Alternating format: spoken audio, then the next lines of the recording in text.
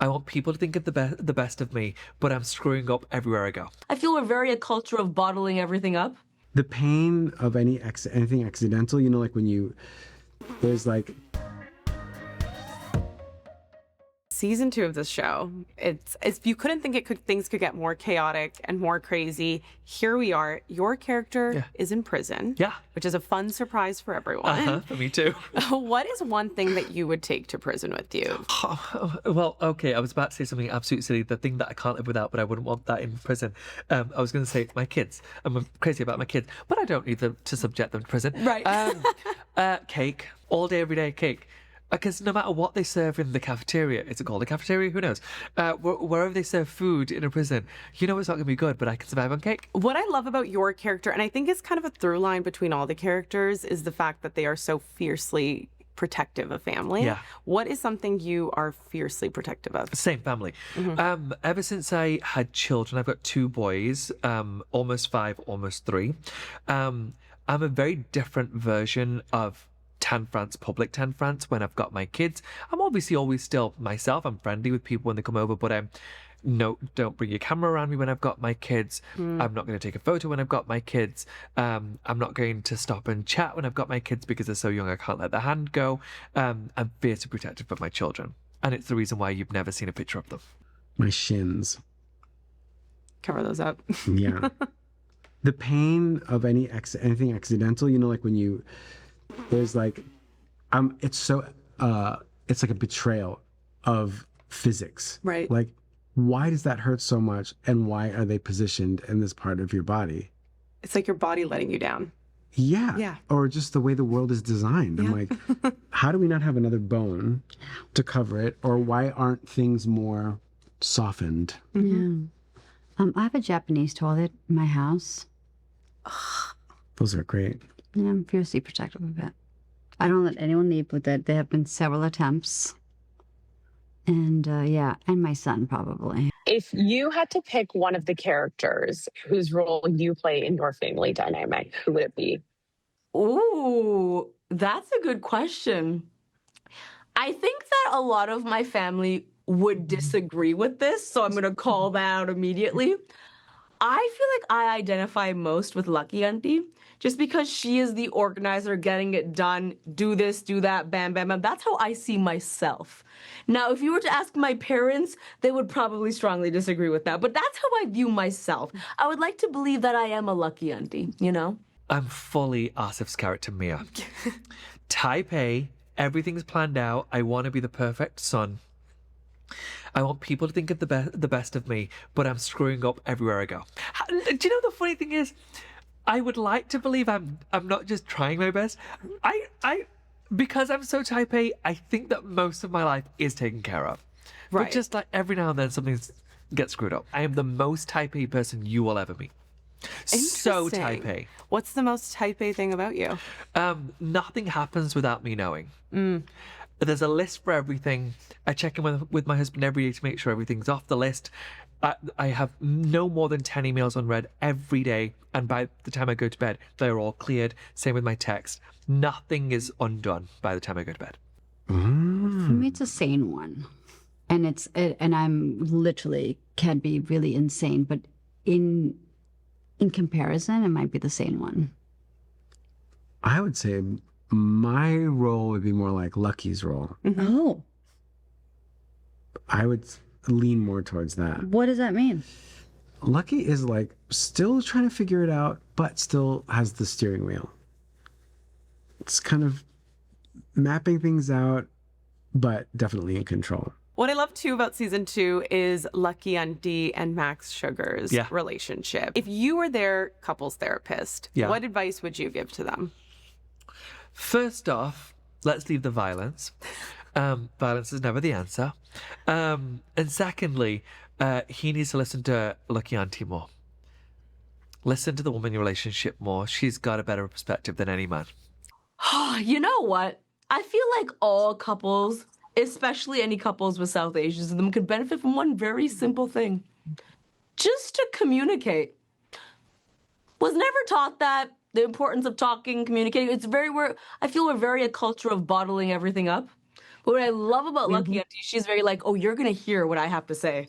And I think that character trait is so important, especially for a woman. And Poorna does it so well of like, you're going to hear exactly what I have to say. And I'm going to be very blunt and very direct because I know that I'm smart and I'm going to prioritize my needs. And so I would just communicate. Say what you have to say. Don't bottle it up. Don't develop an autoimmune disorder. Say what you need to say. Stay together. Stay together and don't come to this therapist. I'd be like, go figure out your own thing. That's Claude, that Yeah. shit. Don't come to me. I'm too Yeah. scared. But you two are the craziest, most toxic people in the world, so you should just stay together. Meant for each other. To you, which theme from season 2 feels the most relevant today? The power struggle, the political power struggle. I mean, we all see what's happening across our country, and so to do a micro version of that in this show, where politics plays such a massive hand in how this operation is managed, is the most relevant. Yeah. How would you describe how your character has evolved in season 2? Okay, season 1, Zubair was violent, aggressive, was just there to kill. Season 2, weirdly, he's the peacemaker. He's gone so zen and he's going to solve all your life problems. Weirdly enough, he's become more me. And so I'm looking forward to, if there is a season 3, to see that this was all just a con, that he's not the decent, nice guy, and that he was just playing nice in prison just to get out of prison quickly, and then he's going to go back to being the crazy killer again. I mean, he's been in prison for, I think, about a year at this point, or almost a year. He's had time to realize that fighting isn't going to get him out of prison Right. anytime soon, and so playing a good boy or faking being a good boy will get him out. One thing that I forget about when I read about crime families is that they also want to date and fall in love. Right. So you think it's just for everybody, but I'm like, well, people who like run a crime syndicate, you know, Yeah. and then they certainly are nervous. They have first dates. They do things wrong. It must happen. Yeah, I think like the vulnerability, like showing ourselves to each other is really a theme this season. Was really hard for Lucky to do that to Max and trust Max enough. So yeah, I agree with like, you know, and there's also like a really funny bit which happened in rehearsal and they just kept it in, which is the two gangsters asking for consent before they make out. Remember that? Yeah. That was really funny. Like, Because even in woke. crime, I'm sure they're like, well, it's Yes, yes. Like very woke, gentle, consent-seeking gangsters. Who on the cast in real life would you trust to run a crime ring? Interesting. See, I'm tempted to say Poorna, but I don't think she'd actually execute it. I think she'd be like, I'm actually tired and I'm going to bed. I don't think she would. For reasons I can't explain, I want to say Sagar. He just has the vibe of someone that would know how to do it already. I'm not saying Sagar's a criminal, Right. but I'm just saying I feel like he has the aura of someone that would figure it out, you know? I could do it. Yeah. Yeah. Michelle Nader. She's our showrunner who has had a life in the crime world. I'm very forgetful, so it wouldn't be a well-run operation, and I can't keep a secret. So maybe not me, Fred, but I'd be okay at it. But I feel like you run your life very well. Thank you. Asif. I was going to say Poorna because she's like a sibling. Right. However, Poorna's away with the fairies at all times. Also, one thing you should know about Poorna, she doesn't understand money. She doesn't know money, doesn't understand money, doesn't understand how anything works. That's real, just so you know. Whereas Asif, I know he would get away with anything because he's so funny, but he's whip smart too. I love the videos of your parents obviously reacting to all your different projects and roles. Have you shown them your role in Deli Boys yet? No, they've not seen it yet, and I can't wait for them to see it, honestly, because I think that throughout my career, I've recently played a lot of I released a sex comedy last year. You know what I mean? I feel like I've really broadened their horizons about what brown people, or specifically a brown girl, a brown daughter, can do and portray on screen, and so I feel like there's just another step in that path towards my parents being like, oh, there she is on screen doing some tomfoolery, and I can't wait. we have to congratulate you, of course, for joining the Toronto Tempo ownership group. What are you going to be bringing as the chief hype officer? I mean, listen, we're a few games in, and I would like to say, not to toot my own horn, I have brought the hype thus far.